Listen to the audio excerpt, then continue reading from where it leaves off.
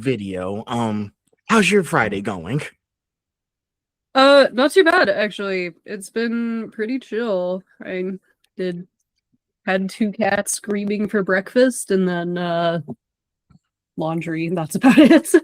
Laundry. Yeah, listen, I am so sorry. I had the time zones mixed up. No, that's okay. I for some reason thought you were also in mountain time with me, and so I was like, yeah, noon, we know what's I gotta up. do better. Yes, I'm on the eastern side. I'm in Georgia. Okay, yeah. But I do want to go to Vancouver and check it out. Yeah, they're Pacific PST, I think is what they are. Oh God, what just happened? PST. Yeah, I put this back on touch controls and they keep okay. Turned off touch controls. I hate these things now. Yeah, I wanted to check out Vancouver for a while now. It's just I heard it's pretty nice up there. I really enjoyed it. I went back in January and got like a tattoo and it was really nice. I met up with a couple like cosplay friends. It was a fun time. Okay. Well, shoot, I better put that on my list of places that I want to go to. Mm-hmm. Because things, I'm trying to go to Japan. But there's probably a lot more other places I need to check out as well. Yep. So I think I'm go ahead. Oh, I was just saying my next hopeful stop is Vietnam, so that'll be fun. It was funny. There's a person I interviewed last week, and she was telling me that her family grew up in Vietnam and saying we should go together next time. Yeah, my dad spent first 10 years of his life there, kind of thing. So how was it for him? War torn. Oh. Yeah, but he liked it enough, kind of thing, and then they left. He hasn't been back, but I think next year marks 50 years since he arrived in Canada, so I think he wants to go next year with everybody. Well, shoot. Well, make sure you get some pictures now. Yeah, absolutely. So, well, if the small talk is over, I always like to do the small talk first before we get started with these episodes. So let's go ahead and get this underway, shall we? So, let's go. Nice to meet you. I am Phil, host of the Conversation Podcast, and I got a special guest for me this Friday. Thank God it's Friday. I love it. Introduce yourself. Who's Vietnam speaking to today? Hello, my name is V. It is spelled V-I. I am a Vietnamese or mixed Vietnamese Canadian cosplayer, streamer, poet. We like to joke I am a modern day Renaissance man. I use they, he pronouns, and I have been out as queer for about 12 or 13 years now. Really interesting. Well, I can't wait to see what you do these next few years then. So now, before we get started, let's do a little bit of an icebreaker, shall we? All right. Now I got a question for you. I've seen some of your pictures. Actually, I like the hairstyle you rocking today. I was saying, what other colors are you gonna change your hair to any different colors or keep the red hair for now? Yeah, I'm actually over the red hair already, which is really funny. I'm going a dark blue black in time for the comic expo in my city because I'm hopefully getting my Superboy Con L cosplay done. And I hate super short wigs, so I'm just gonna use my own hair. Okay. I can't wait to see what it looks like. But yes, listen, blue's my favorite color, okay? You see me with a lot of this is blue. I got signed blue hedgehog, everything. Yeah, blue's my favorite color. I just like the color so much. Still, but sometimes I do like to keep the subtle appearances too. So I like to have blue and black together. But let me tell you a little something. Even though Batman, he likes a lot of objects that are dark because he has to keep that, that costume scheme. His tech is blue. Yep. It's true. So I was like, well, True. shoot, well, if he can do it, then I can have my tech color blue on a black screen or something. I got 90% of my stuff is yellow. But I I wear could nothing tell. but black. Yeah, I could tell. Look at those stars in the background. Oh yeah. Mhm. Just set up a celestial cat tree for the cats, so that's fun. Oh, do they love Computer it? case. Yeah, no, they're obsessed. Uh they they love it a lot. But I've got the door closed, because otherwise too much noise gets through and then so we might see them at some point. That's fine though. Plus, you're like my ace cat person. Yeah. So ace cat person. So, but that's good. I can use a lot more cat people in here. So let's go ahead and now that the ice is broken, let's go ahead and get into it. So it's 20 questions, and I divide them up into sections. Okay. Okay. So let's start with the origin story and early inspirations. Now, take me back to the beginning. What first pulled you into cosplay and content creation? Oh gosh. I've always I've always been a big fan of like Halloween and stuff like that. I was a dancer growing up, and so I loved donning costumes in general. And then once my dad actually surprised me when I was very, very young with tickets to the Comic Expo. And so we went, and I remember watching all these people like dressing up and being all these characters. So like, oh my God, that's so fun. And then we kept going, and then my dad was like, if you want to keep going, you have to dress up, because why would you go to a comic expo without dressing up? So I went, he's right. I'm going to get going and start dressing up.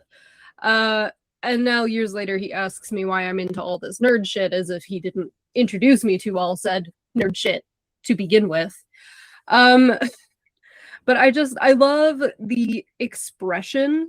I was a big fan of like Face Off, a lot of like the Mythbusters stuff where just like they build a bunch of things. I was a big fan of the technical aspect and then also the ability to express oneself.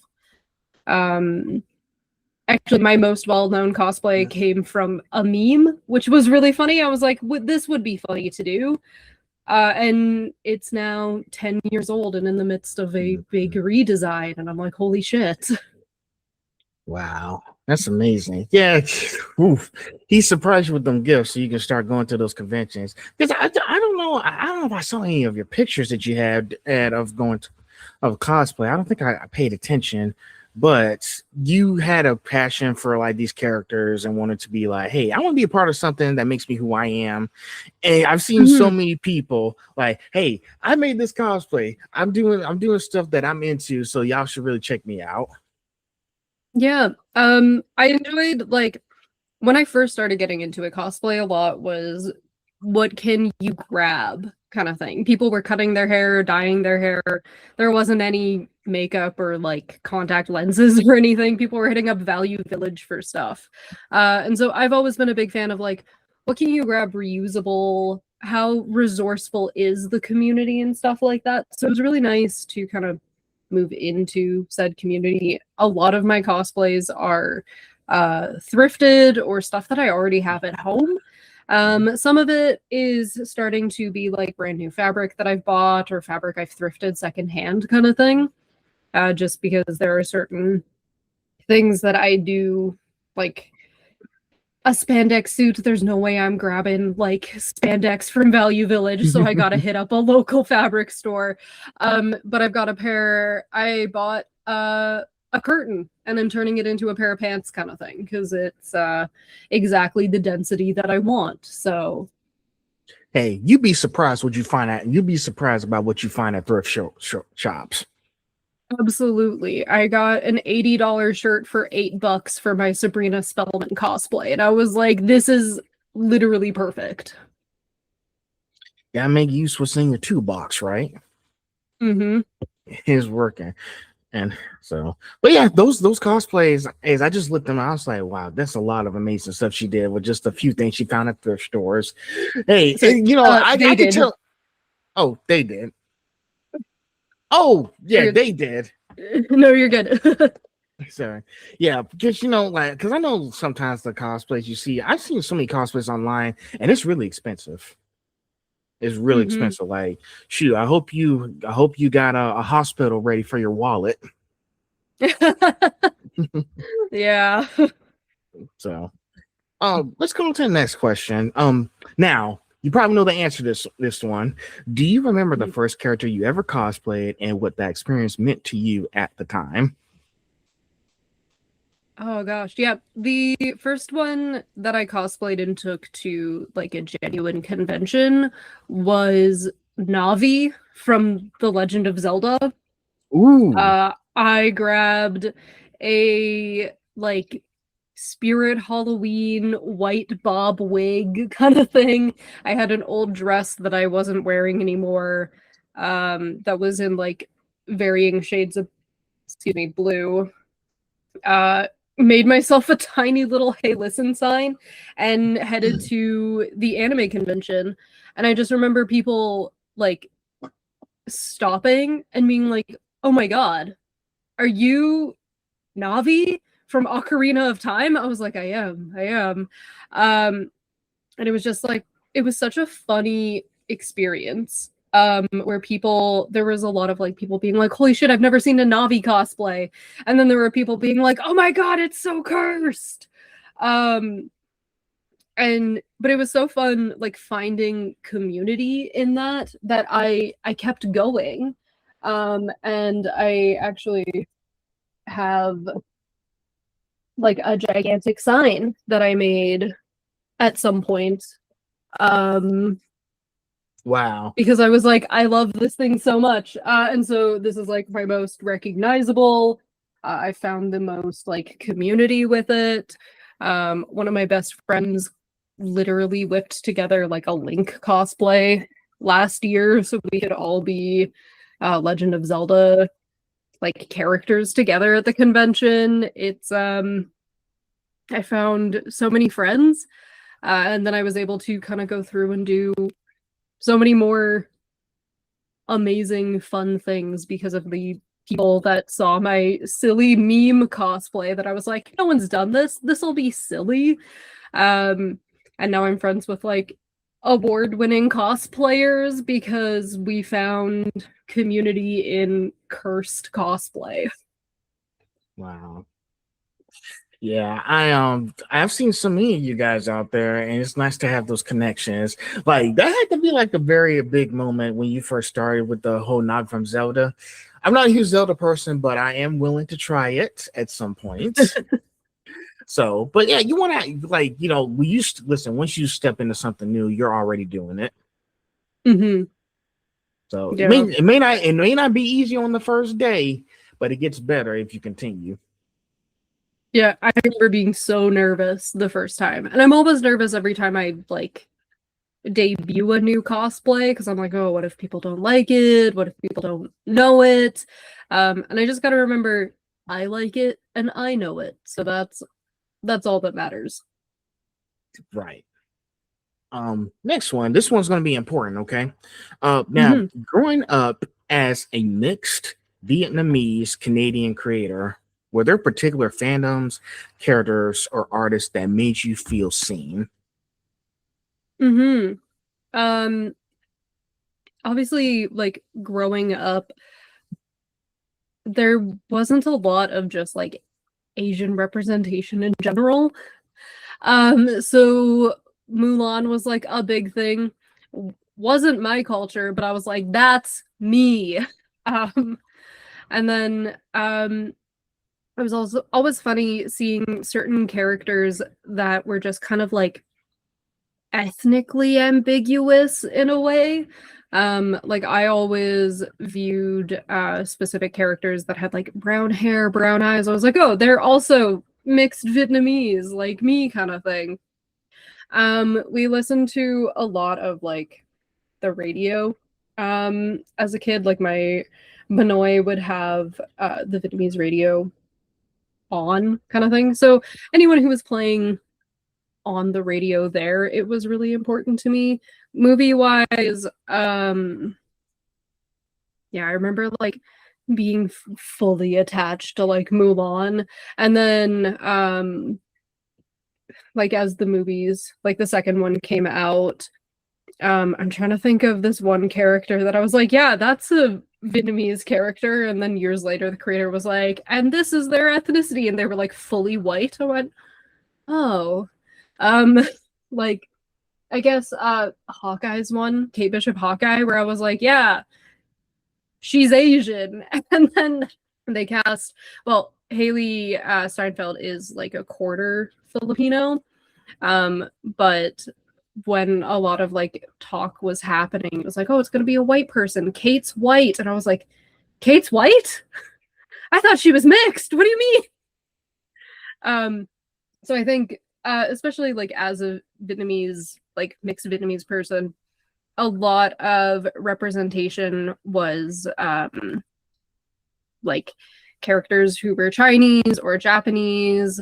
And I think you just kind of cling to characters that you view as ambiguous ethnicity wise, or characters even if they aren't like yours, you just kind of you cling to them like a Musa from the Wings Club kind of thing.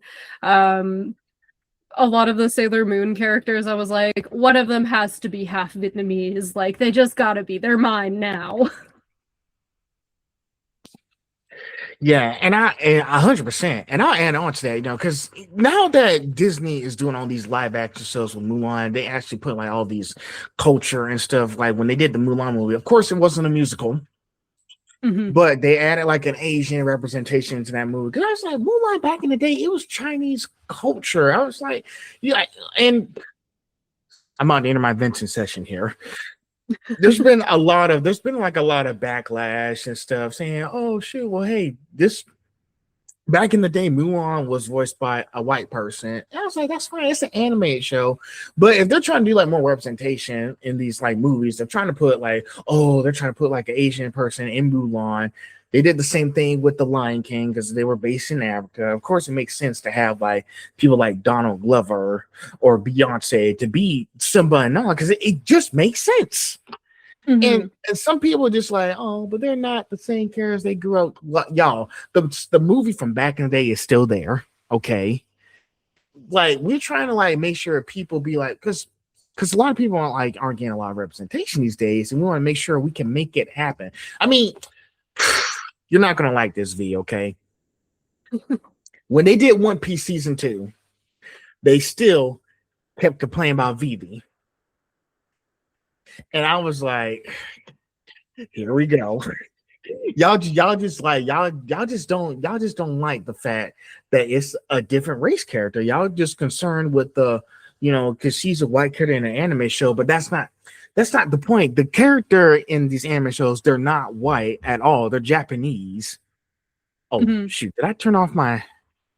Oh no! Hold on, I turned off my camera. No, you're good. Hold on. Let's see. Whew, that's close. I think I must have accidentally hit something. It happens. But going back to what I'm saying, like all these characters you see in these shows, they're not white. They're Japanese. I don't understand why y'all still like going over this. And it's like the same thing over and over again. Like I've seen, and they also complained about certain things, like when they did the Little Mermaid 2023, they said, oh, Ariel's not black, she's white. But they're like they like using the same character over and over again is not how we move forward. If you see where I'm going with this. Yeah. Small addendum to Mulan. Mulan was actually voiced by Ming-Na Wen back in the original cartoon. So an Asian woman did voice. Yeah, which amazing. And an Asian woman also did the singing voice. But you're right, a lot of people like Disney was just really well known for grabbing like white voice actors and throwing them into play people of color and like everything there.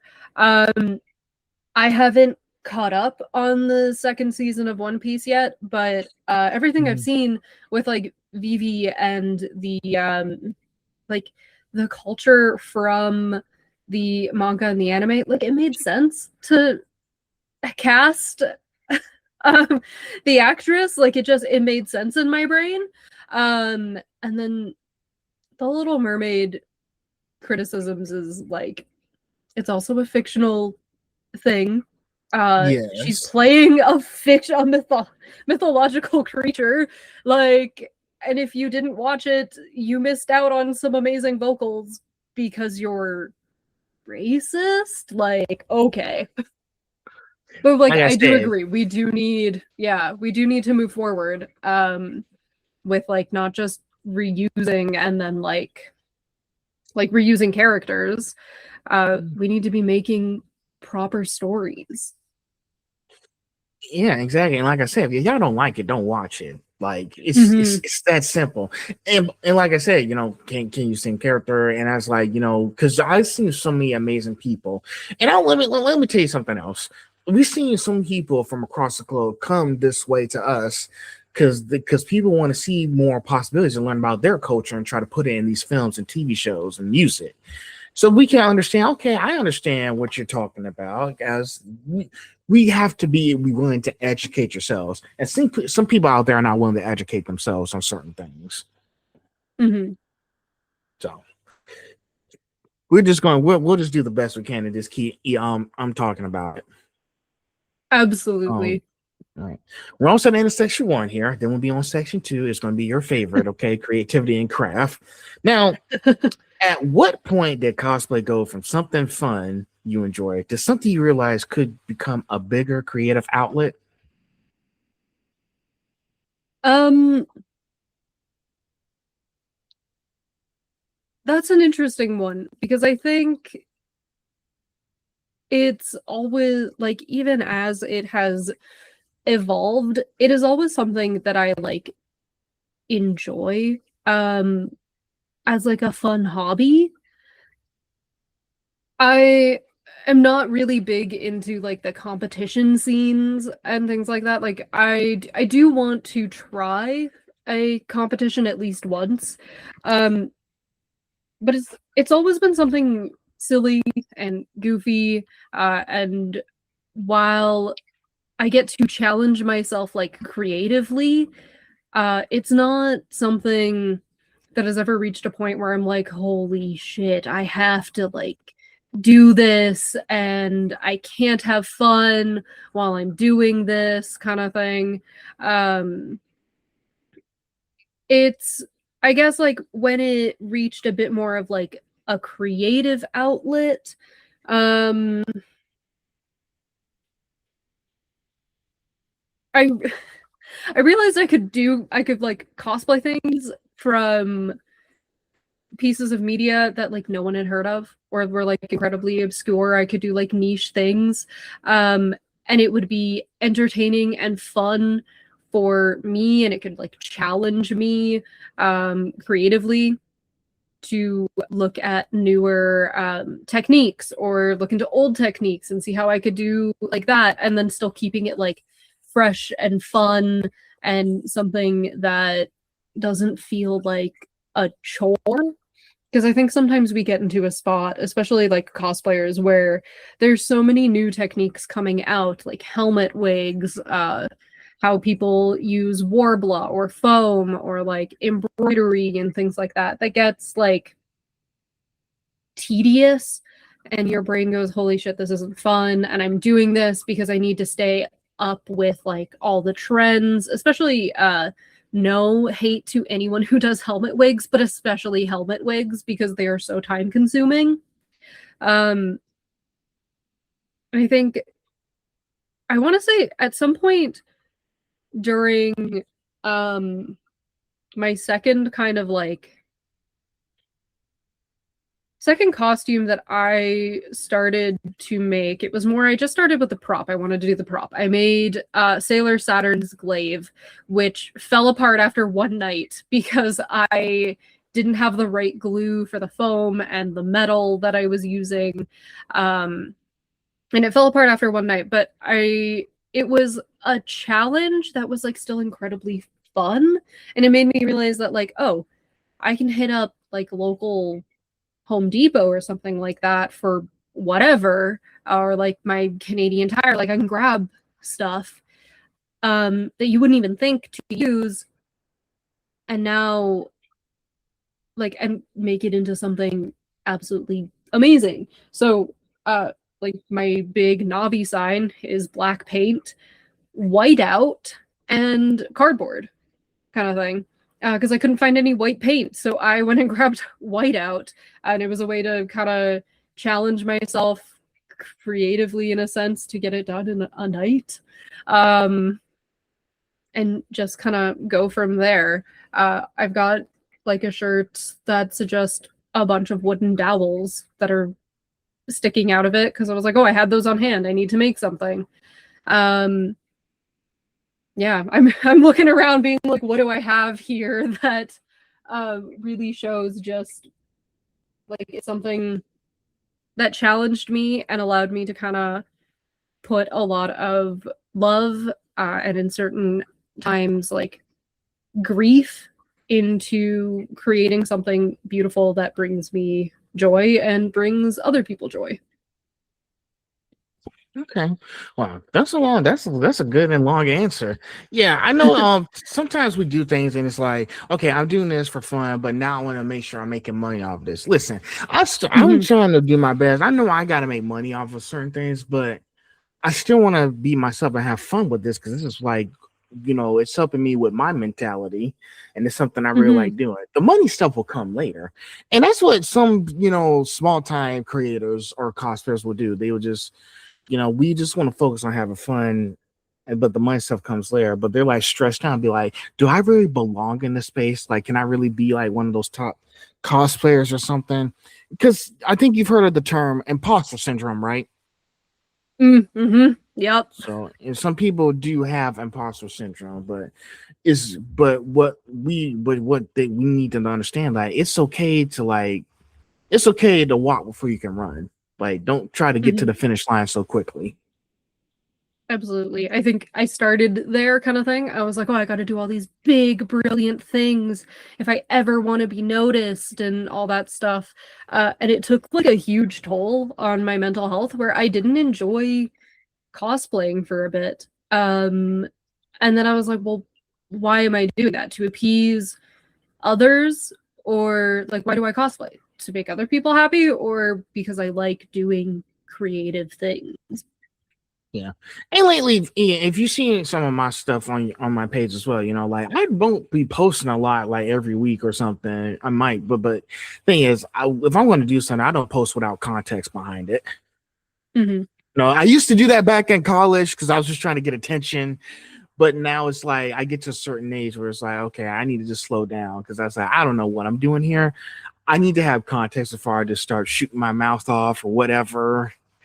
Otherwise, I'm gonna put myself in a tight spot. Yeah. So, but I think that's the main thing. You want to keep doing what you like that makes you happy. And listen, if you start making money, that's good. But don't forget why you're doing all of it. So, all right. So we're out of section 1. Now we're in section 2, creativity and craft. Now, your work spans cosplay, streaming, and slam poetry. Now, how do those different forms of creativity feed into each other? I think they give me the ability to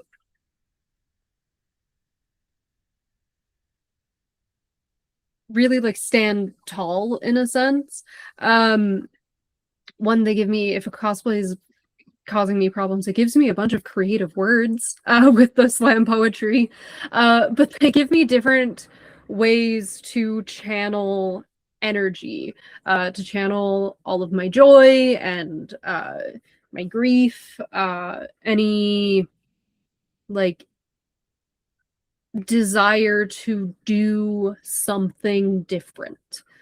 My poetry a lot focuses on what it means to be like a mixed Vietnamese person growing up, child of like a refugee, and then also growing up like as a queer person and how that kind of intersects and what comes of that. A lot of my stuff recently has focused on just processing grief since my Benoit passed. So that's been really helpful to be able to move through and with that grief. Whereas like streaming gives me a fun outlet to one, play games, but also get to talk to people and learn new things, educate other people as well. Something that I really enjoy doing is just like chatting streams. So sometimes we'll just talk and it'll devolve from like Batman into like current socioeconomic policies and like how that impacts people around the world and what that means, and then it'll go right back into like Hawkeye or something like that. Like it always kind of twists and turns, and it gives me the ability to connect with people from different aspects that maybe I don't always get to connect with, and then become friends with so many new people around the world, which is so fun. And then it also opens opportunities for like collaborations with people, either like playing games like Peak or Manami Park with Slime Rancher 2. Like they gave me a key to review their game, and I was like, that's so fun. And then cosplay is a way to express myself in ways that are very freeing. As someone who is trans masculine, sometimes dressing a bit more feminine or even like sounding a bit more feminine immediately has people like assuming things, and then I can't do other things because I'm like I can't dress like certain femininely, or I can't like makeup or something, because then people are always like, oh, you're a girl. It's like, well, not a girl, but then I can go and dress up as like women characters because I enjoy their character design more, but I get to express myself in like a feminine way without people misgendering me in a way. Like, yes, they're still gonna potentially misgender me, but they're more so thinking about the character, and so it doesn't impact me in the same sense as if I am going about my day-to-day life and someone is like, oh ma'am, and I'm like, no. But it allows me to kind of express myself. I'm getting into more like I've got a couple more like men characters kind of things. So like Jason Todd, that one's been really, really fun. I did Daredevil. I'm working on Superboy kind of thing. Like it gives me a way to creatively express myself and play with my gender sometimes as well, which is really fun. Okay. Yeah, you want to, whatever, like all the stuff that you're doing now, you're expressing in yourself and how you feel. Because let me say this, some people are trying to figure out how to word this right. Let me think. Some people, and I've ran into some people at these events and mini markets, they're just shy to express themselves. So the way they do it to express themselves, they do all kinds of things. They write stories, they illustrate stuff, they do fashion design, anything art related. And that way they're communicating without having to talk too much about it, which is understandable because I know some people are not, well, some people are just not all sunshine and buttercups every day. So they have to figure out ways to communicate with others. Like, listen, like if y'all like if I go up to a person saying like, hey, I want to talk, like, can you talk to me? You can talk to me. I know it's like me and a stranger. But I also gotta understand, like, sometimes they just don't, they're not in the mood to talk. They're just mostly quiet. Maybe something bad happened, they had a little tragedy or something that happened in their life, which is too painful to talk about, which is understandable. So if what I'm saying can relate to this anyway, you have to, like, whatever you're doing, you love what you like doing, and you're expressing yourself in that way so people can be able to like see what you're all about. So Yeah, I think they're all aspects, so they all in a sense express and then influence due to that, and it helps people talk in a certain way to connect. Exactly. Exactly. So yeah, so I think for us, and since you're doing all this stuff, I say if it makes you if it's express yourself in the best way possible, I say keep doing it. If I meet others who are just like you and they just want to express themselves through words, I understand the best way I can. If I don't, just help me out. Yeah.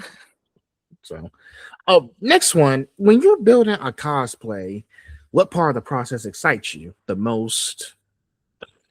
Let me try it again. When you're building a cosplay, what part of the process excites you the most? Designing, crafting, performing, or revealing it to your audience? Hmm. I think um that one's really hard actually, because now I gotta think about what does excite me most. I hit you with a Um, hard one, didn't I? it's the first one that stumped me. um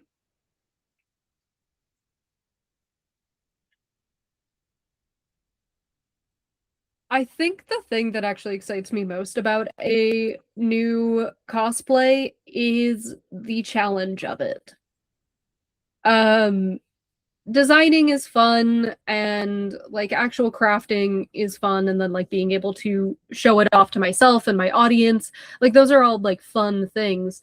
The thing that always excites me most is what am I doing with it? Like what is challenging about it? Um, I try to learn at least like one new skill that I'm actually interested in per cosplay kind of thing. And so it is the challenge of like, what can I do? What am I learning? How does this present? So one that I'm thinking of right now, I learned coding in a couple of days for a cosplay because I was like, that's exciting. That is the thing I'm most excited about. How can I uh do function and form, well, code a pair of wings that go up and down so I can go through the like artist Sally vendors hall kind of thing without having to remake my set of wings every single convention. And so it's the challenge of like, what can I learn and how can I apply that? Like I'm learning 3D embroidery now as well because I was like, that'll be fun. What can I do? I've given myself way more time than the coding, so we're not descending into madness quite yet. Because I definitely did coding in 2-ish days, finished everything up. Uh, I think so. I coded it like in 3 hours or something, like a month before. And then the week leading up to the convention, I spent one evening soldering everything together. And then the night before the convention, putting it all together for the actual cosplay. So we descended into madness a little bit with that. It's the challenge of learning something new that I want to learn already. Wow, you did coding and all that graphic stuff. How how Yeah. how is how was the coding? Like, was it difficult?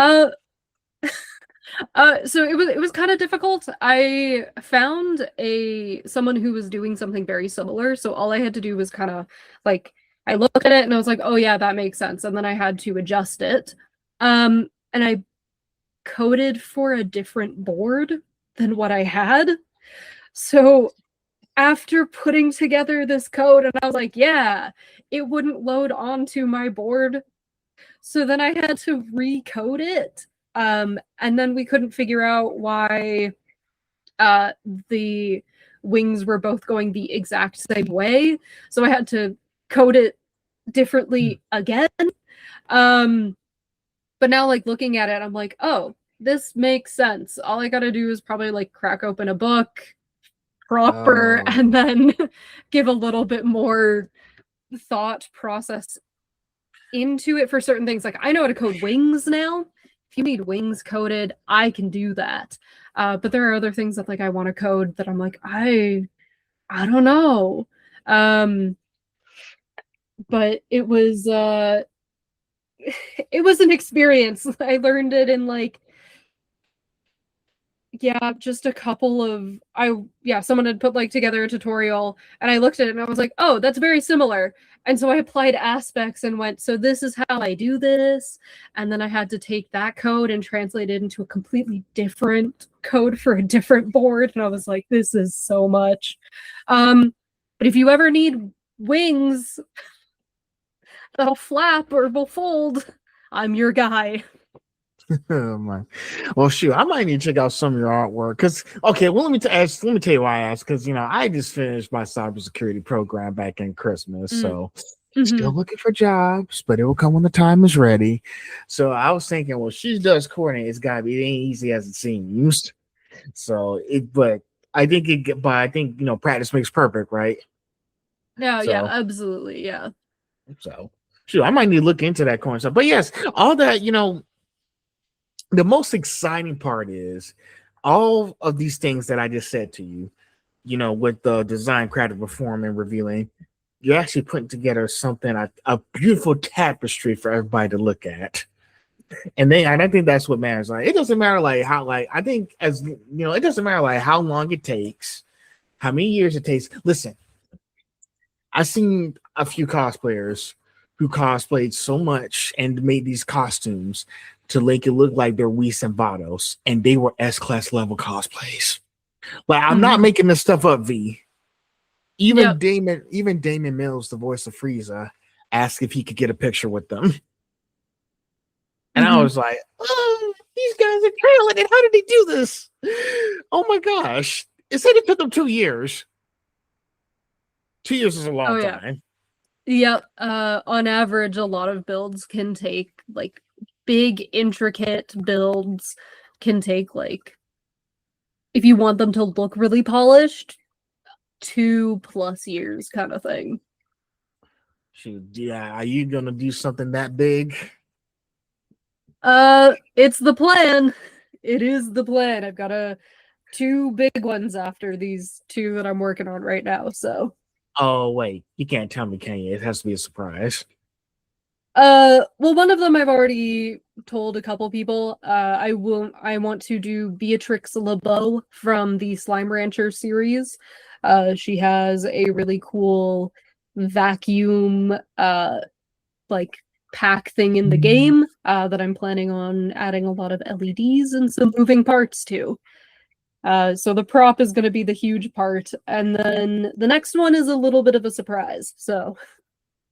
Woo. Okay. So at least I'll be able to tune into that one. You don't have listen. A magician never tells his tricks. Oh yep. I never reveal my secrets. Actually, I always do. Every time someone's like, "How do you do this?" I'm like, "Actually, you want to work?" That's fine. Well, shoot. Once you get started cosplays, I want to see him. Okay, so I'll be in awe. Absolutely. All right. Now, next question. Is there a cosplay you've created that felt especially personal or meaningful to you? I wanted to skip this question, but I just couldn't because it's really interesting. Yeah.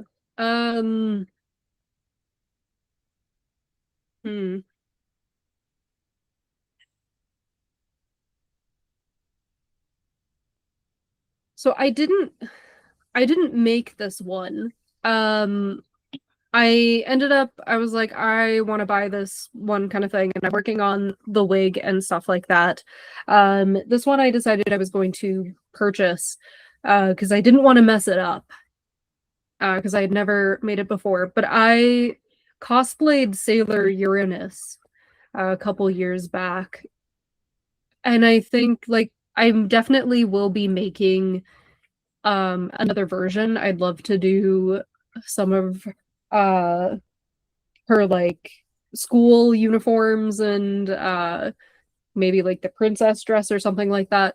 But Sailor Uranus is this one cosplay that I have done. that means kind of the most to me. Growing up as a queer kid, you don't see a lot of queer people. And so Sailor Moon and Cardcaptor Sakura are the two shows that like really come to mind where I was watching that like as an actual like kid, and then obviously like later on in life there was Oron High School Host Club and like junior high school ish range. But I remember Sailor Uranus being like the first gender uh like ambiguous character essentially, where people weren't really sure if she was a girl or a boy or what.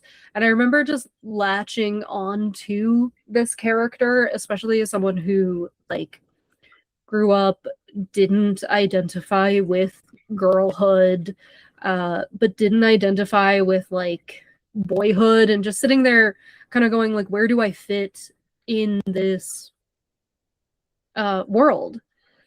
And so Sailor Uranus doing the does it really matter if I'm a girl or a boy line, and just like dressing however she wanted and presenting in whatever way really meant a lot. And so the first time I put on the Sailor Uranus outfit, like I got it in, I gave it a wash, and then I put it on. I didn't do like I didn't put on the wig, I didn't do any makeup. I just put on the outfit, see how it like fit and all that stuff. And I remember like genuinely tearing up at it. Because this is a character that does mean so much to me as a non-binary person. And so being able to see myself as Sailor Uranus in that aspect, I was like, oh wow. And then being able to walk around, and even though I didn't have the wig, because the wig that I had bought was like way too poofy and I didn't have enough time to like properly style it, people just going like, oh wow, Sailor Uranus, you look amazing. And I was like, oh, thank you so much. That was one that like really means a lot to me. And then one that I'm working on, my secret one that I'm working on, the process of that is really, really personal as well. I understand. Well, shoot, that must have been overwhelming. That song, like, listen, I be telling people nobody's perfect. You know, I'm not perfect, but I think as long as people see that you like, because I know when they saw you in that Alpha V, people just said you was like you did your best. And that's all that matters, and that made you feel squishy on the inside too. Because I was like, I did the best I could, and I didn't get any like negativity from that. Yeah, it was a really special day with that. Yeah. So, but hey, the more cosplay you're doing, you'll get better at it, and all we can ask is just do the best you can, both of us as well. Yeah. So. All right, next one is about slam poetry. Slam poetry is such a raw form of expression. How did you get into it, and what does that art form allow you to express that cosplay or streaming might not? I watched a lot of button poetry growing up. In kind of like high school, I watched a lot of the button poetry, where it was people kind of talking about their most raw experiences. And I remember like seeing how that connected with other people, how it connected with me. And I felt like I had like a lot to say. I tried at some point like writing books and stuff like that, but I am not a very good written storyteller, I want to say. I am like I do play D&D and I do DM a game, and so I can like tell a story, but to write a story down, my brain just kind of goes like, whoa. And I remember there was a lot of like poetry events. I actually did something called the Coming Out Monologues for the first time in 2017, where I kind of discussed every time I had come out and every time how like relationships in that aspect had influenced it. And I watched and listened to a bunch of other queer performers discuss their kind of experience. I remember thinking there's so much to be said. So I wrote something new in 2019, which got really big. I did 2 shows, and then I was planning on doing a 3rd show in 2020, but then everything shut down, so didn't end up doing that. Then back in January, or back in September last year, a friend of mine reached out and was like, "Hey, I want to have you as a featured poet for my thing." And I got to perform a couple new pieces as well. Poetry is something that allows me to express a lot of emotions that are deemed unsavory in a sense. Anger and grief and like just kind of soul crushing depression in a way that is artistic and helpful to move with. I don't say, I don't like the phrase you move past your grief or you move on from things. I think you move with and through. And so poetry is something that allowed me to channel a lot of anger and grief and just like depression and stuff like that into something that has helped me process things to move through and with that kind of stuff. Whereas like streaming, a lot of the time you are still performing for an audience, and you do have to think about how you are coming across. I don't love with like streaming being upset while streaming, so I tend not to stream if I am very like not in a great mindset. And then cosplay has a lot of like artistic things, but I don't do like sketches or anything like that. So there's not a way to really express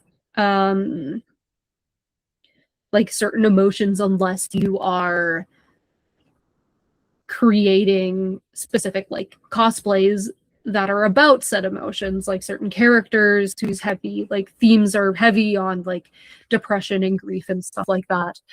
Whereas like poetry, you can just kind of write down whatever you're thinking. It doesn't even have to rhyme, and as long as you can make it make sense, it is a work of art. Definitely, poetry is is a work of art. To be honest with you, I need to I actually need to go to some poetry slams. I haven't been to poetry slams like in this lifetime at all, but I am starting to understand like how, if something like let's say for example, like if I had like, just something like very exciting that happened to me the last time, like I went to a huge event, or something bad happened and something I just want to express all my frustrations on and just get it out of my system. Definitely slam poetry is definitely one of them. I will say this, since I never been to a poetry slam, what's it like in there? Everyone is really, really supportive. Back in January, I was like the featured poet for an event. And we had some open mic people, and so they like they presented their pieces. It's a lot of like specifically in the slam poetry circles, snapping became a thing instead of like applause. So in the middle of a poem, if someone said something that you really resonated with, instead of like snap, like clapping, you would snap. So there's a lot of snapping that'll happen. My favorite is when certain people will say something and you can just hear everyone go in the audience, because it like resonates so much with them. Uh, Specifically the one that I was like a featured Poet 4 had a theme. And so there were poems surrounding that kind of theme. It was joyful resistance. How do you stay joyful as a form of resistance? And so it was a lot of kind of, in a sense, conversation that happened, even if it is just a poet like speaking to you. And then afterwards, there's a lot of like we talked. We've stayed past, I think, what we were supposed to stay past, because we were just talking. We were talking about like, thank you for sharing such vulnerable points of your life. Like, I really related to this. Like, thank you for putting an emotion that I had been feeling into words. So a lot of the time, like slam events are very receptive and very like opening. Okay.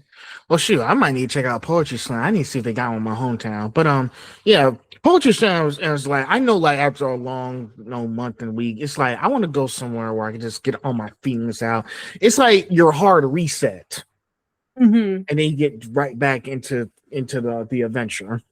And I think that's the nice thing to have, somewhere you can go to express all your thoughts and feelings on this particular situation and understand I got my feelings out. I'm ready to start. How can I do better the next time? So I don't have to so it doesn't happen again, etc. And most people will understand, and from your perspective, hey, he's been through a lot, and it is really not normal for someone to come out and express themselves like this unless they really want to like people to understand whatever situations you have, you're free to share them with me. Mm-hmm. If I said that correctly here. Yeah, I think a lot of the time people share as well, not as a like, I want you to know me thing, more of a, I want people to know that they're not alone in that. Because a lot of people who struggle, like, there are obviously happy poems, but I write a lot in like my grief. And so people struggling with grief always feel really isolated. And so I share that and express that because one, it's a great way to process, but two, there's someone out there who needs to hear exactly what I am saying. And I hope that they hear it and that they know that they are not by themselves in this. Oh, of course, definitely. We're out of that section now. Now we're in section 3, streaming and community. Mm-hmm.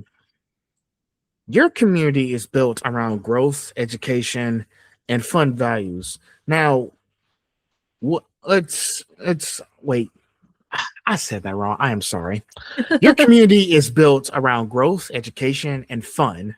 What values did you want to establish when you first started building that space? Oh.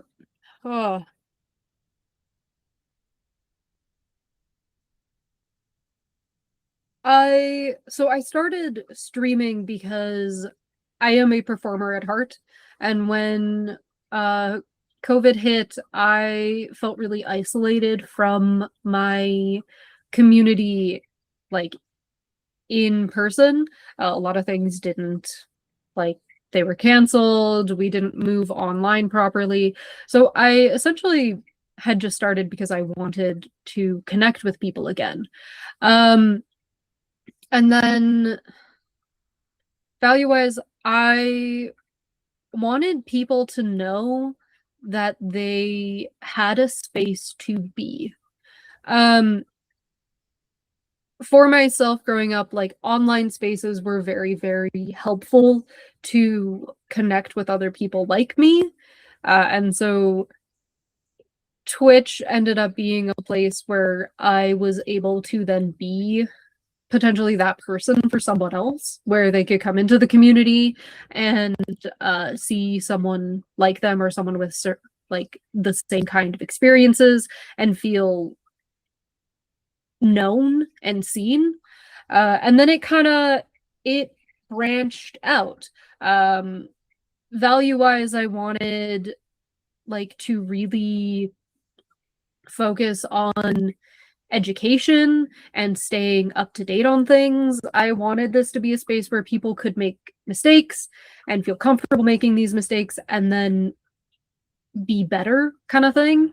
I operate off of safer space guidelines because I don't like to call myself a safe space. Safe spaces don't like they do exist, but they also don't exist in a sense.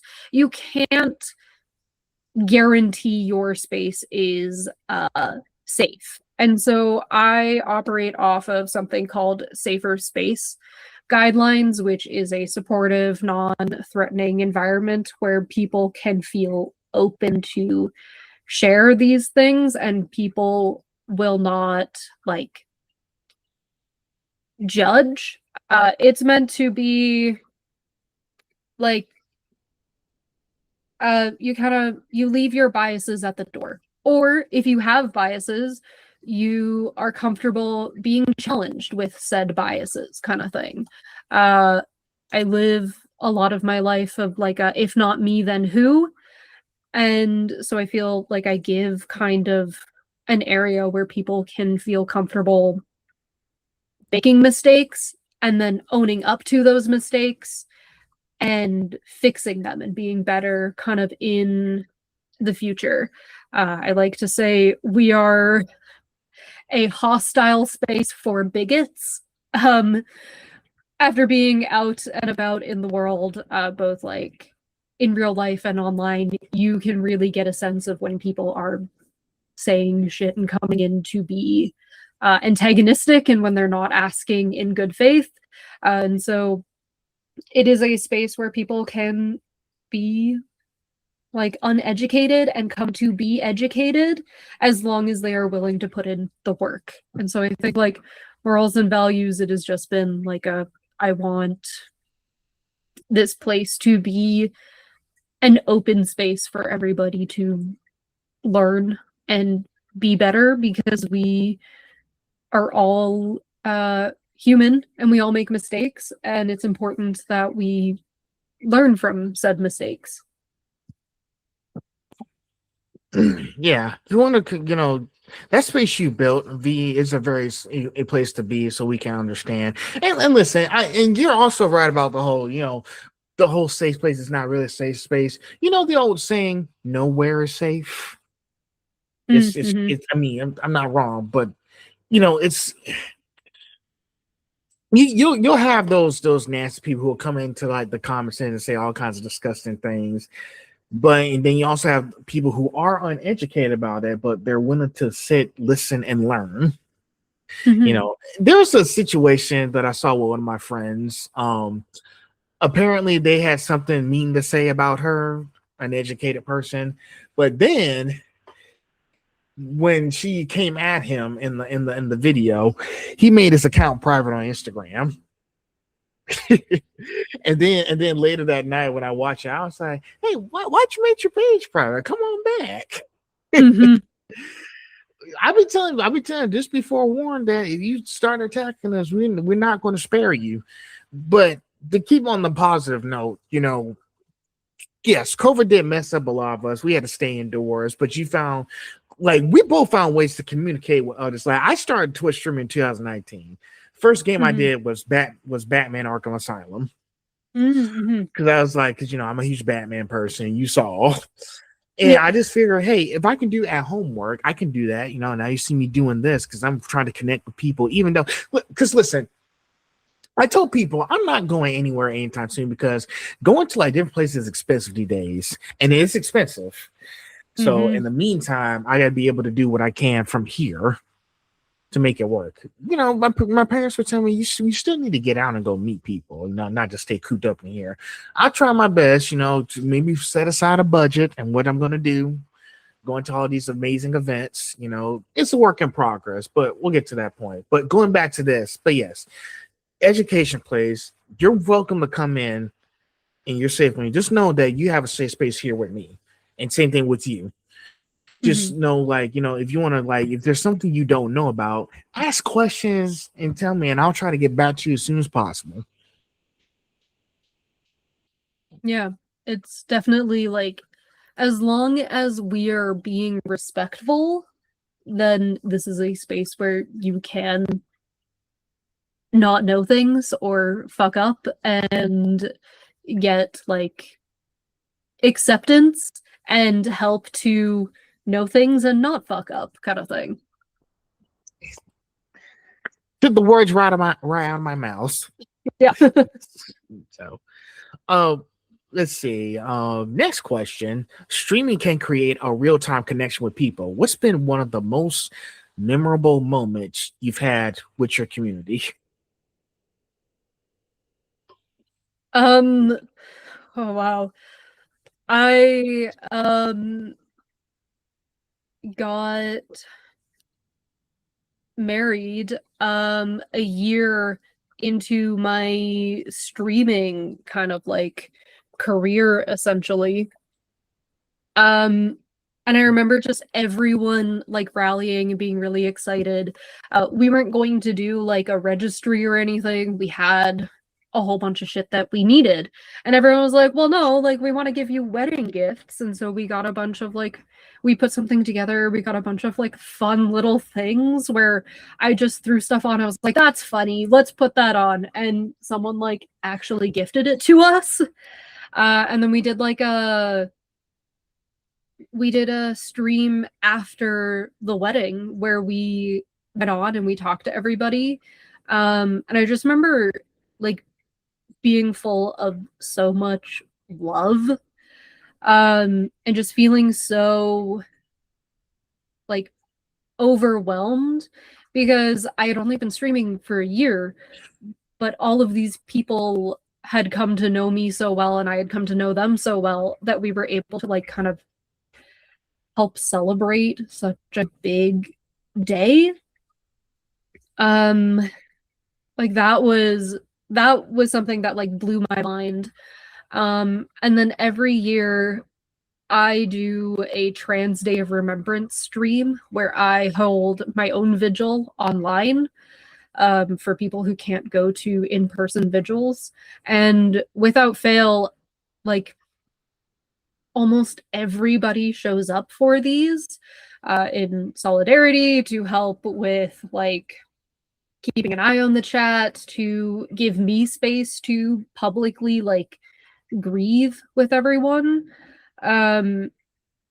It's something really beautiful of just like every Trans Day of Remembrance, the community comes together. And then like the wedding was really, I was like really blown away because it had been genuinely like a year into my streaming career and I was like, it's something I'm excited about, but these people like barely know me. And everyone was just so excited for me and we're really excited to kind of like chat with us after the wedding and stuff like that. Well, shoot, that caught me by surprise. You got married? Yeah, I've been married 5 years this August. 11 together 11 years with my partner there. Yeah. Oh man, I wish I would have known you 5 years ago. But just congratulations on the marriage. I know I'm 5 years Thank late. you. No, But yes, that's her. Thank you. But yeah, mirror moments, yeah, definitely like listen, when you do something special like that, you gotta have some kind of like special ceremony or Twitch streaming special event going on. Like, you know how many people I've seen who do all these special events like for birthdays and all that stuff? Mm-hmm. I was just thinking about something very awesome, V. You might like this. Like, I've done so much since June of 2025 last year, and I was like, shoot, maybe I need to make myself a cake when I go to Publix next time and put 100 episodes reached. I might do something like that. Yeah, absolutely. I'm a big like celebrate the small and the big wins kind of thing. Celebrate what makes you happy kind of thing. Like I hit 1,000 followers on Instagram and I was like, what the fuck?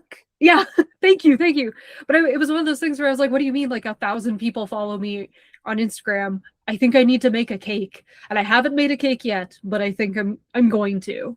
I was like, I gotta get I know. I was like, damn. Yeah, but yeah, that's what I plan to do. Because thing is, guess what? Down on the road here, in Georgia, Pooler, Georgia, they're about to build a Cinnabon and Carville shop with the ice cream cake. And I was like, What? Well, shoot, they need to hurry up and build that because I might want to go there and just create my own custom cake and all that stuff. So trust, listen, I'm a huge Cinnabon person. You know, I haven't eaten there in a while because I'm trying to get back to the gym. I've lost like a few pounds, and I'm still aching from 2 days ago. Mm. That's why I look slimmer as usual and different than I was back then. But yeah, you know, celebrate the big wins, you know, make those connections with people who see you for like hey, accomplishments. Listen, it's okay to have those small wins. And listen, I had a conversation with somebody else, you know. I'd rather just do the best I can than try so hard, like, you know, to be something I'm not as in roll with the punches. And as you say, you know, oh yeah, definitely. And we both know, well, we all know there's no shortage of punches there. There's a lot of punches, no shortage of punches. But you get the idea. Yeah. So next, actually, we're at the halfway point here. So are you enjoying our conversation so far? Yeah, it's been fun. It's been good. Okay, sure. Number 11, moderating and maintaining a healthy online space can be challenging. What are some things you've learned about protecting both your community and yourself online? Knowing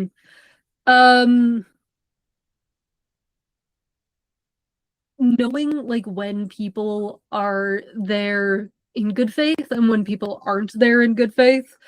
That's a big one. My online community is 18 plus only. This is because not because I don't think minors deserve a space that they can exist in online, but because a lot of people in my space are adults and I want to keep kids safe from interacting with adults. I don't know everybody in there, so I don't know like what could happen. I also don't know all of the kids, and I don't know if there are like what would happen. So I want to keep adults safe. I want to keep kids safe. I want to keep myself safe. I have flat out like banned certain people who have come in from my like in-person life who I had one instance where I was talking about how I wanted to like order food from a place and I didn't name the place. And this person was like, "Oh yeah, I know that place," and like gave the like full on uh restaurant name. And I went, "Are you like, do I know you?" And they were acting really coy about having known me in real life. So I was like, okay, that's not happening. So I had to kind of ban that. I'm really stringent about like what kind of stuff I share in person. I know some people really I do a lot of things on weekends, so some people want me to do like day in my lives and stuff like that, but like for my own safety, I don't do those. I would do like a travel vlog or something like that, but I don't do like day in my life content. I've got moderators from all different types of like backgrounds, different races, gender, sexuality kind of thing. We've all kind of come together. We have a very strict, like, this is what we do, this is what we accept, this is what we don't accept. These are bannable words and bannable phrases immediately. And so we have like, we went through, I think there were like 4 of us, and we went through on my Twitch just like words that will immediately be caught. And we just like wrote a bunch of stuff down. We have a moderator chat where when things are happening like in the moment, something can be discussed immediately. Things don't happen without everyone being aware. I try to be very transparent as well about certain things. Especially if it's like a public safety or like a community safety thing. So anytime we have had people in the community who have turned out to be really, really like shitty people and we didn't know at first, we take like full responsibility where we'll make an announcement and we're like, hey, we weren't aware of this. This is what happened. These are the steps that have like we have taken to keep you all safe and to keep us safe. And this person is no longer in our community and not welcome at all, kind of thing. I think being really transparent with the community is really important, because then it means if someone is harassing somebody in the community and we're not aware, they feel comfortable then coming to us, and then we can kind of deal with that. We've also like tried to reduce like harmful languages, kind of thing. So sometimes like I try not to use the term like crazy or insane or something like that, because it can be harmful to people experiencing certain like mental illnesses or just points in their life where they have been called these things and it makes them like worse. So we do our best to reduce like ableist language and things like that. I do my best to not stream content that is directly harmful. We have like a blanket ban on certain topics just because of the harm that comes from the people in those like related to said topic. Yeah, I've got a lot of rules and a lot of well, not a lot of rules, but a lot of structures in place to ensure comfort and safety to the best of our ability. True. Definitely got to have rules in place, because I've seen so many people come in. Because I will say this, when I was streaming Super Mario Galaxy last week, I've been getting some messages talking about, hey, if you want to buy followers or whatnot. I was like, I tell you, these bots be botting all these like Yeah. these scams. I've been getting scams. It's like I literally had to block a lot. I think I blocked like 17 scammers up to this point, because they were trying to offer me like something to buy followers. And I was like, I'm not getting ready to do that with you. You know, like Yeah. if I told you, and I also put in my rules, don't promote things without my permission first. So it's just getting exhausting for me. I mean, I'm not ready to just like throw in time, just let them keep on my chat. But you will have to have certain rules placed, because there's people who's going to say nasty things, say all kinds of like slurs, examples, and you just got to give them the boot. Yep. Yeah. We one of my friends who's a mod, he's black, and so him and I, we sat and we like wrote out words that weren't allowed, and I was like, this is a slur, I can't say that slur, can you put that down? He was like, you can type it out. I was like, I will not, help me. And so we went through and we like blacklisted a bunch of slurs and stuff like that. I added Seribot to my stream as well, which will just like automatically boot out bots that come in to like spam. I have commands in place to like shut down chat and everything if hate trains happen, because hate raids were huge, and I think still are. But like I've got it all. I was like, we have ways to shut it down. We got ways to report this stuff. We have slurs blacklisted. It's did my best to ensure as much like stuff cannot get through. Because I don't want that in there. And it's not fair to even like have it potentially slip through the cracks to anybody who comes into my stream.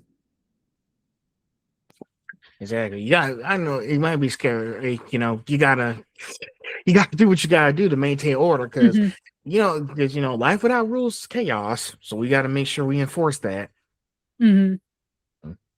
Last question, and then we'll be in section 4, identity representation, and it's going to be a short section 4 because it's only 3 questions. Okay.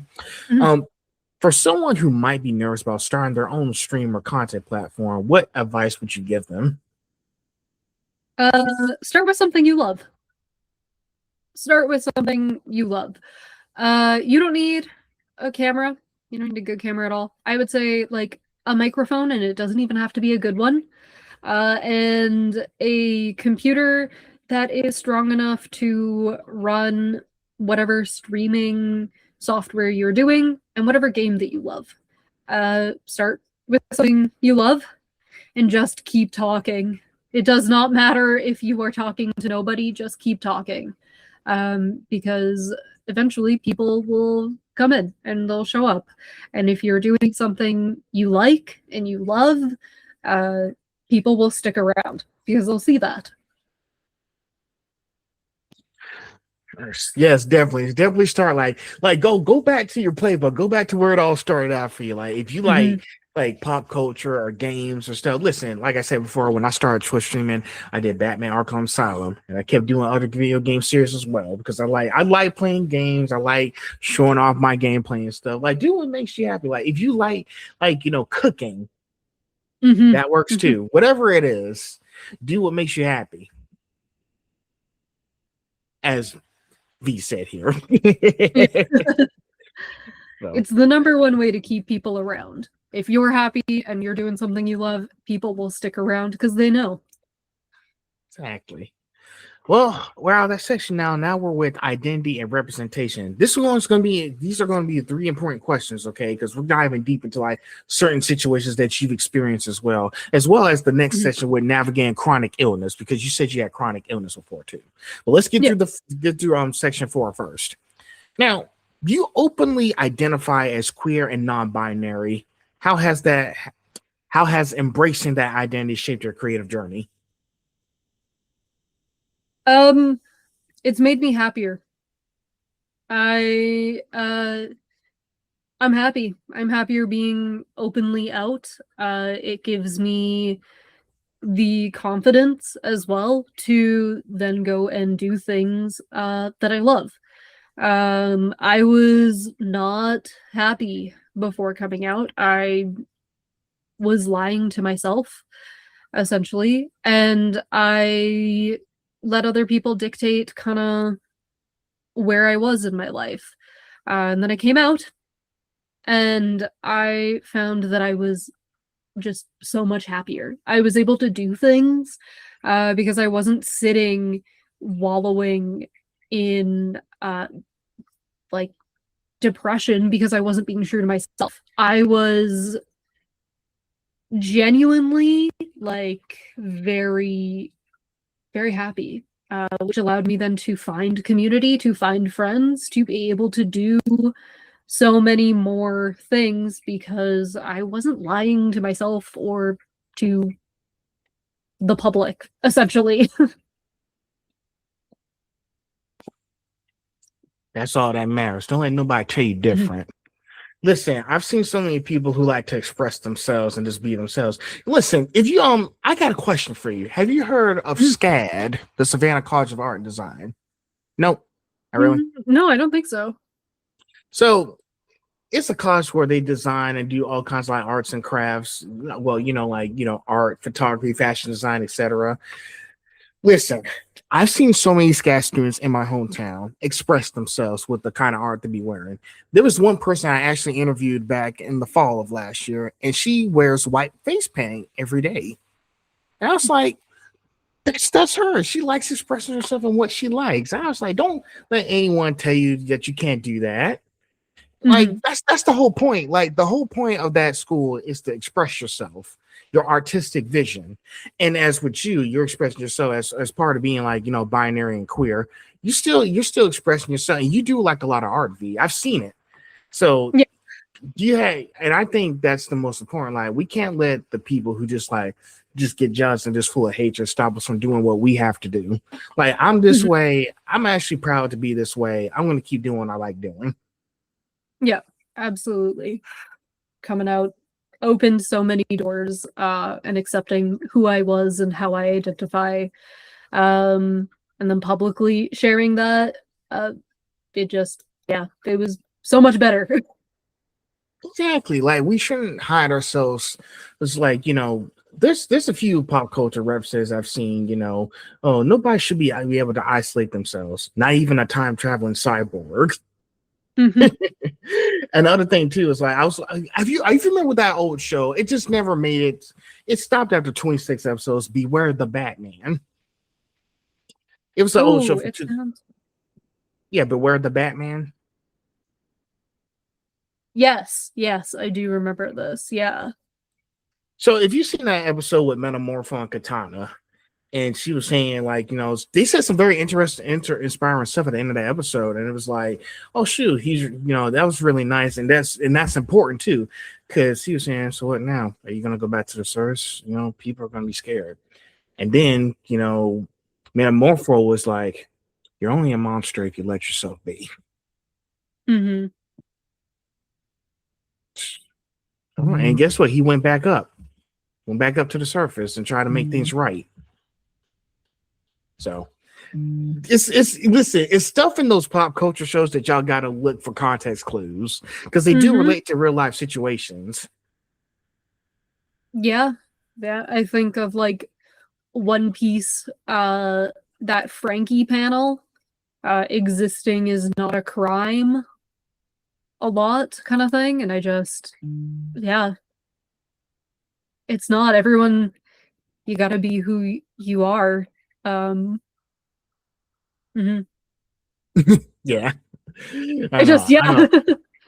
I know that was a little mild, but it worked. We're working it. Yeah.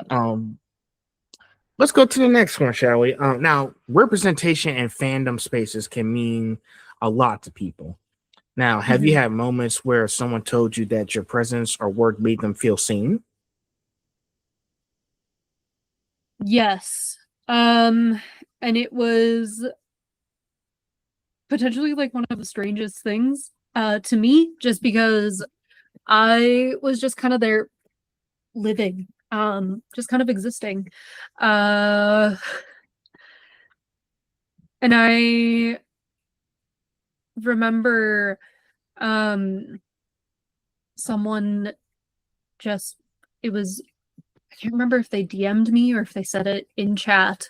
Um and then someone told me in person as well, that just like me being there and like owning who I am, um really helped them come to terms with themselves.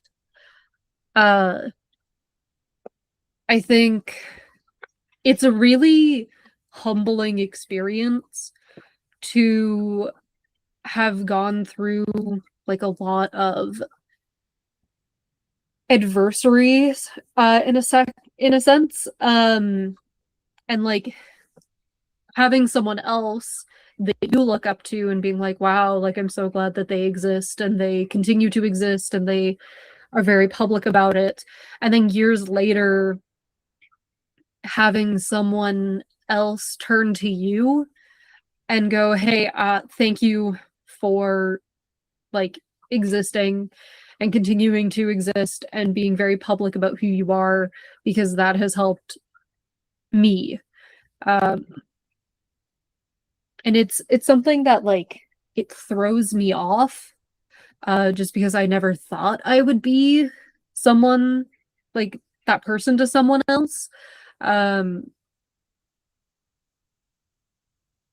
but it's really really humbling, to think that like just my continued like existence and discussion about being queer and about being like disabled, and mixed, like has helped people come to terms with themselves and has made them feel seen in spaces that uh typically people want to kick us out of. Yeah. And I'll add on to that, we gotta, and I like what you're doing so far because you've done a lot of poets. I think you've done a few, like, work spot of a few stories and articles. Like, we need to have more people who are willing to do what others can't do for themselves. I've seen some people who are just scared to just go out and do things without being judged by what the public thinks. And Mm. you know, some of us we're too scared to speak out against like certain things that just can't like be. But we have it was a good thing we have people who are willing to like go and tell people what you're all about, especially as being a queer binary person to people, because there's a lot of you guys out there, and people are speaking up about the injustices that are being done to other minorities, and listen, it's there's always going to be some bad apples out there. There's always going to be people out there who will just think otherwise, but it's how we deal with it is what matters. Yeah. I mentioned this earlier, but I live my life in a very much like a if not me, then who? Um, Everybody who's like, I wish I could do something, if we all did something, eventually something would change. And I think I live a very much if not me, then who kind of lifestyle because of the media that I consumed growing up. I watched and read a lot of Batman kind of thing. I watched and read a lot of Sailor Moon, Cardcaptor Sakura kind of thing. A lot of it is not so much like individualism, but a more so like, what do you owe the people around you? Um, and I think we owe people a lot of things. I know there was a lot of like, you don't owe your friends, whatever, you don't owe people anything. There was a lot of that going around for a little bit. But I think like we do owe people our kindness and our understanding. And I think we owe people the ability to be better and help. And I think like I live that because that's the only way to be in community. And as a non-binary person, like that is community. If we didn't owe people kindness and the ability to be known, then fandom spaces wouldn't exist, queer spaces wouldn't exist, like all of these spaces wouldn't be around. Yes, definitely, of course. Last question, and then we'll be at the next one. Afghan chronic illness. Being a mixed Vietnamese Canadian brings a unique perspective. Now, how does your cultural background influence your creativity or the characters you connect with? Yeah.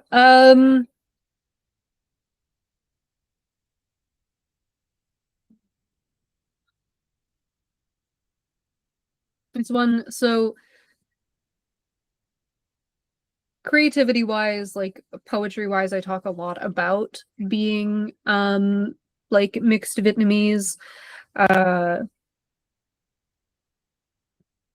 Character wise, everyone has their own like head canons and things like that. And so sometimes my brain is like, oh, the character, I relate to them so much. They also are mixed Vietnamese kind of thing. But I think it also influences character design. When I was going through my first potential redesign for Navi, I actually didn't realize at the time because I was just pulling elements from Zelda's outfits and Link's outfits, but I had created a traditional Vietnamese ao dai as a concept art for said character. And then it kind of got away from me. I was like really sick, and so I just kind of grabbed shirt, poet shirt, pants, that kind of thing, and like just threw it all together. But I think it very much like influences designs that I pick. So now Navi is getting a proper redesign, and it is a traditional ao dai because that was the original design inspo. It influences like what kind of just kind of how I interact with fandom spaces as well, how I interact with people, because I have a different experience from someone who is like fully Vietnamese or someone who is fully white kind of thing, compared to like someone else like me who is a mix of two different kind of cultural aspects, and it brings a different thought process to specifically characters and fandom spaces. It means I do tend to lean a little bit more towards like Asian characters in traditional like white Western cartoons or something like that, or then in certain anime where it's very obvious that they are in Japan and these are all Japanese characters. I tend to lean a little bit more towards characters that are like known to be mixed kind of thing. Like I think about an anime I watched where there was like one of the main characters is half Japanese, half French, and I just remember being like, I relate to said character because half Asian, half like white European, and like the disconnect that one can feel where you don't fully belong in either space. And then I think it just kind of influences how I present myself and like what I share to the internet on my stories or my monthly Instagram like photo drops, how I stream, what I write, kind of how I just navigate life in general. Yeah, that's true. And listen, all the shows I've been watching, movies, and this goes back to what I was talking about, especially with the whole like situations with the cultural background on these characters.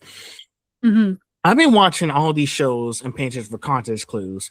Like when I back in February when I was watching the DC animated universe, and when it was February, I was watching Static Shock and the Justice League. Mm-hmm. And I had to compare and contrast between the two shows because they also had crossovers with each other.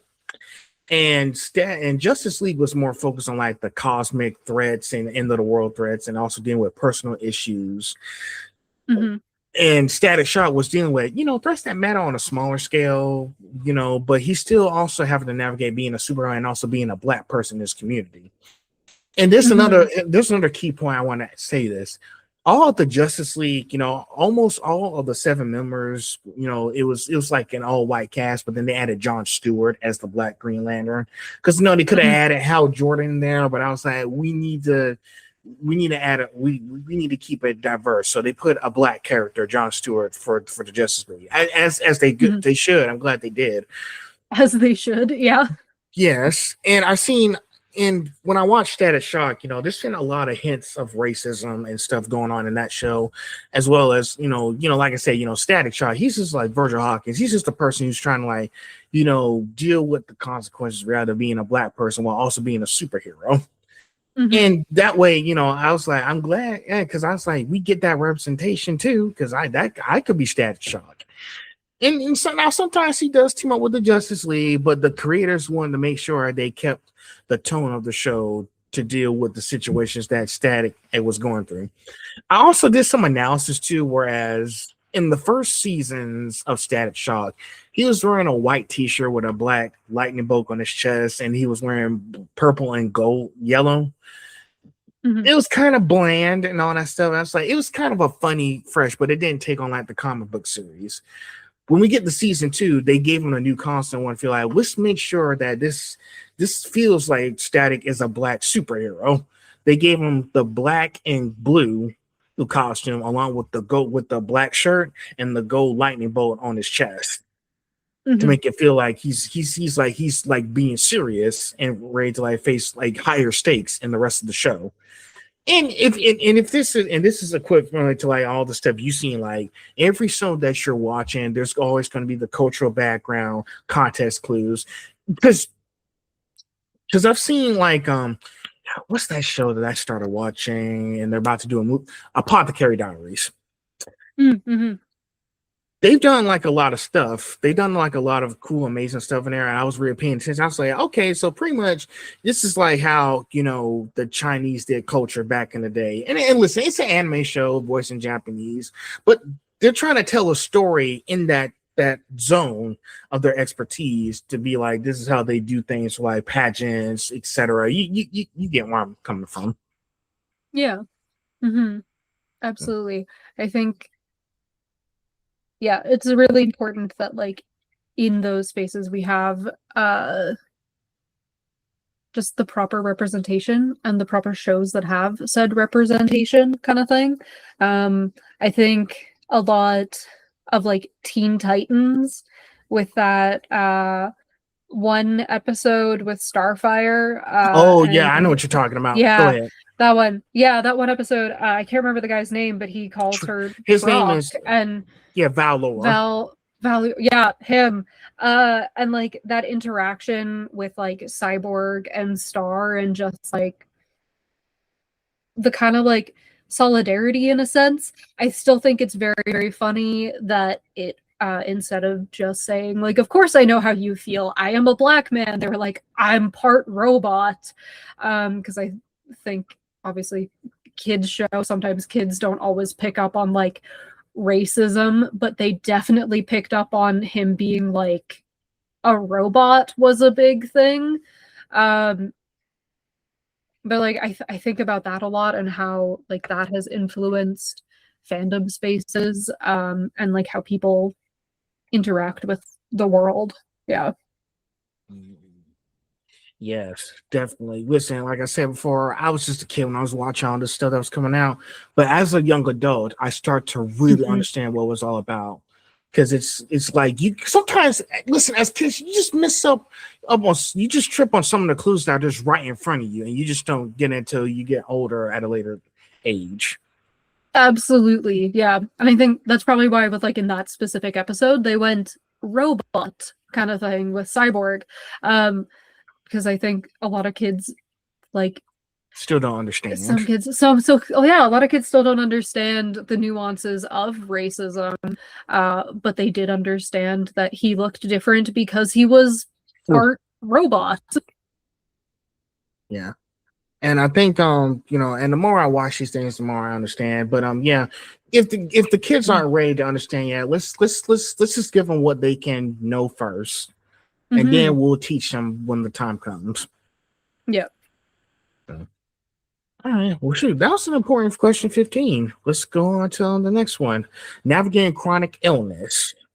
Now, you've spoken openly about being chronically ill. I know that wasn't an easy task to do, V. How has that reality changed the way you approach creativity and productivity? I got to know my limits a lot better. And I have to actually like listen to my body kind of thing.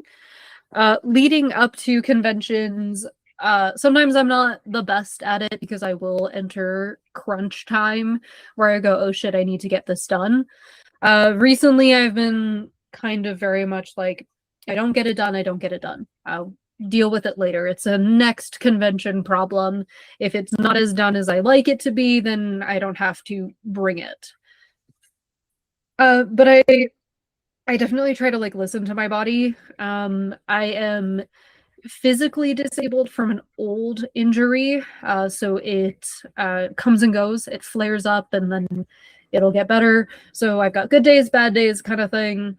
Currently, I'm in an in-between day kind of thing. I did a huge overhaul of cleaning with my office and my craft space, so I'm like just getting over a flare of my knee injury.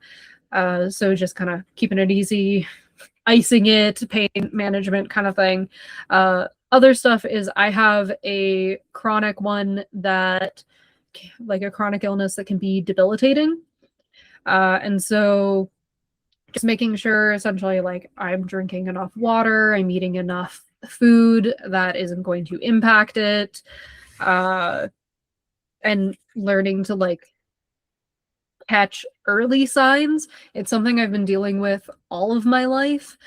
So it's always been a factor in my creative process. Like, are there days that I can do cosplay, or are there days where this like illness makes it so I can't, and I have to be comfortable, and so I don't get to wear something to a convention kind of thing. Um, and it's a lot of like learning where my limits are, especially now as an adult, who as a kid very much pushed through those limits, like knowing that I should have stopped, but being a kid being like, I want to do this thing and still going forward with it. So it's influenced kind of how like timelines, especially of like creating something, and then it'll influence the day of if I can do like can I get into a cosplay or am I just showing up in a nerd shirt? Yeah, it's a long process, and it's a lot of steps involved for you doing so much in one day. Like I can't get everything done in one day. Sometimes it's okay to take a break if you're tired. Like, you know, Mm-hmm. I think the one thing people have problems with is that they see so much, and this is another situation. Whereas y'all get so consumed by social media so much that you like be like, "Oh, I got to do this, this, and that," and where it's really not the case in point in this type of scenario. Mm-hmm. And you know, like for me, exactly. Like, listen, it took me until 2023 to understand like I need to start really just enjoy the small moments in life and not try to chase the thing big. Because do I really want to be famous? Like, is that really what I want in life? It's not Mm-hmm. fulfilling. Like, this is a conversation I had with another person last week. Like, you know, going to all of these events, these red carpet premieres, whatever, in California, because I know you're close to California, all those premieres and everything and galas. It's like, sure, it's going to build your resume up, but is it fulfilling enough for you? That's the question. Mm-hmm. Like, what is it in life that's really going to make you happy? Yeah. Um, yeah, it's strange. Like, I'd like to maybe one day go. I think it's really fun, like looking at cosplayers going to big like red carpet events, but like it's not something that I'm gonna push my body to fulfill like that kind of thing. Um there's a Slime Rancher movie coming out. I'd love to do that, but I'm not gonna like with my illness, I'm not going to push myself past boundaries. Um and I think like that's something that a lot of people who aren't like disabled or chronically ill also need to find with themselves, because sometimes I have a couple friends who are not disabled or chronically ill, and they'll like push themselves past what is available for them, and I'm like, well, why are you doing that? Like, you gotta take time. Like, I know you want to do these things, but you have to really listen to Exactly. yourself. Hmm. Exactly. Other thing too is, and I told this to other people, like once the stuff is over, the next day, you know, you're back to your normal lives. Hmm. And then how are you going to feel after? How's your mind going to be? How's your body going to be? Like, you got to give yourself at least a little bit of space and a little bit of grace with how you move through everything. Exactly. Uh, exactly. Um, Next question. Were there moments where you had to redefine what success or progress looked like for yourself? You probably already know the answer to this one. Go ahead. Yes, absolutely.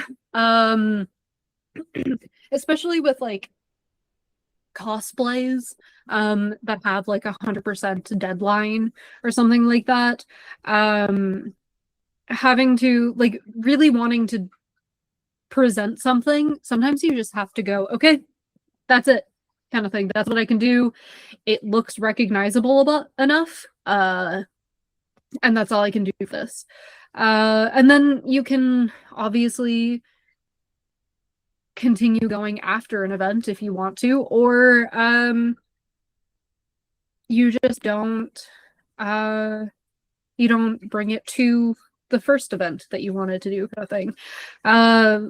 Thinking about it, yeah, Connell, my Superboy cosplay, I wanted done for the Superman movie premiere last year, and it was something that was not actually feasible for me in the end. So I was like, okay, new deadline, Halloween. And then that ended up also not being feasible. I was really ill over the summer and I moved. And it was something that, like, there was so much happening in my life that I had to go, okay, that sucks. And I'm really upset about this, that, like, my life has gotten in the way, and especially my illness has gotten in the way. And I'm like really, really, really upset. But it is also just my reality. And I know this is my reality. So I'll allow myself to be upset for a little bit. But now I have to accept it. And we will just move on. And we will do it next time. We'll get it. We will get it done eventually. It's just having to know, like, where limits are. And it's okay to be disappointed.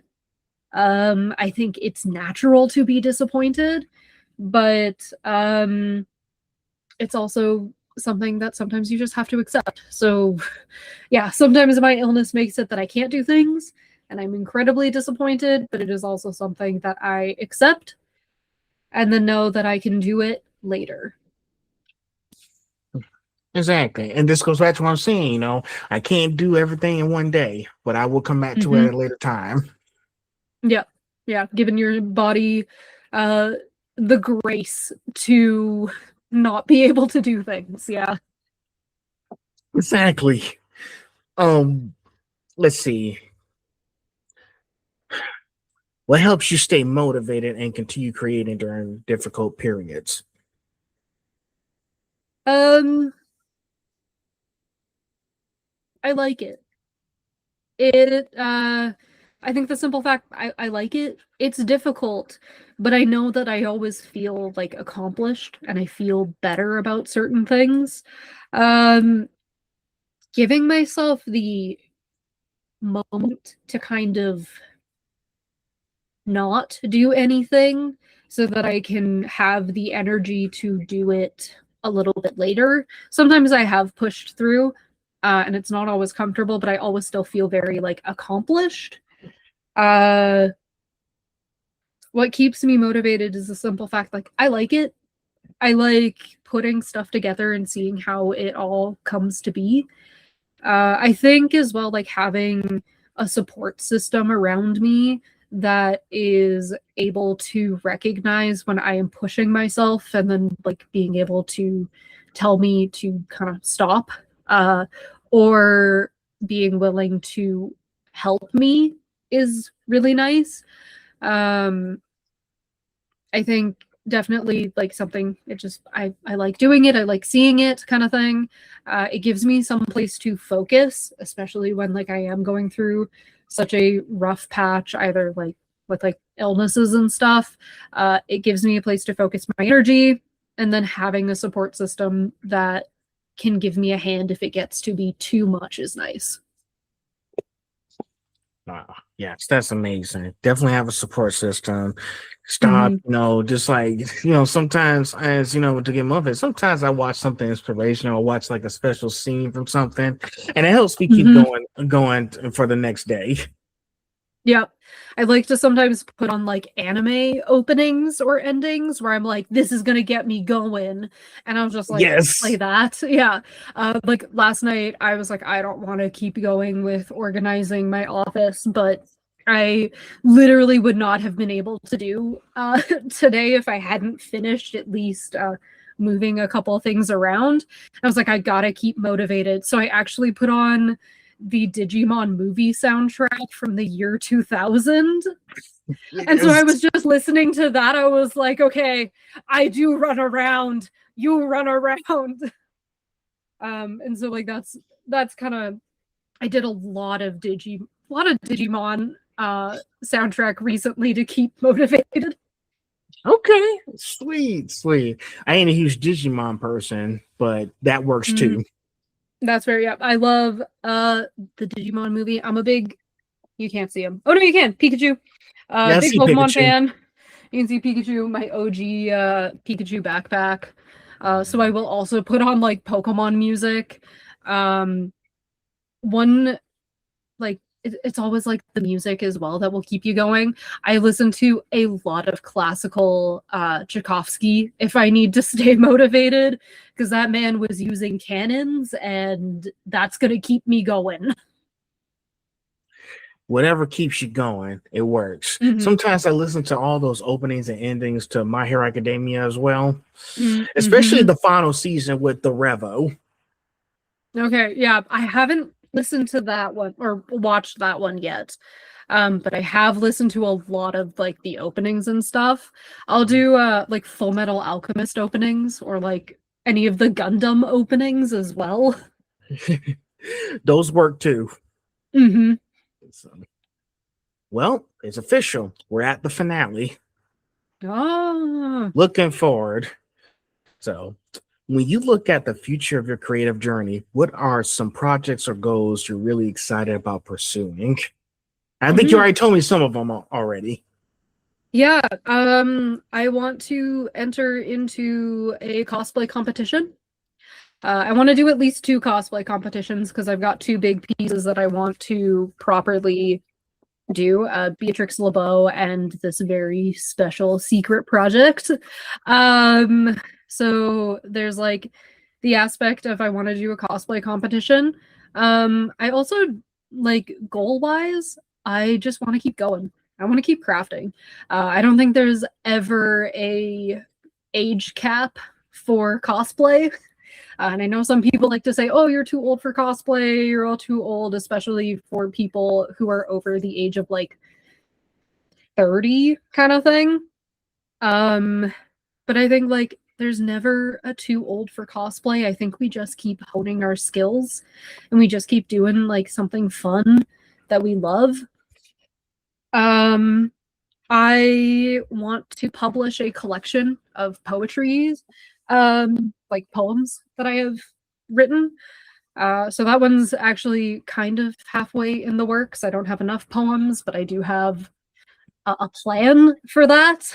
Um, Goal-wise accomplishment, I don't even know. Like, yeah, cause a competition. I want to like do like publish a book.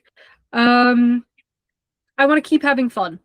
I want to keep enjoying things and learning new things. I want to uh never lose my sense of whimsy when it comes to art that is created. Exactly. Well, my goals right now, I just want to be Mhm. successful. I'm not asking for anything else. I just want to be successful. Nope, that's so fair. I that is a really good goal.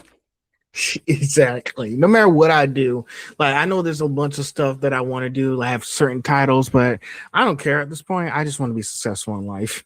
Hmm. So, and I know you want to do the same thing too.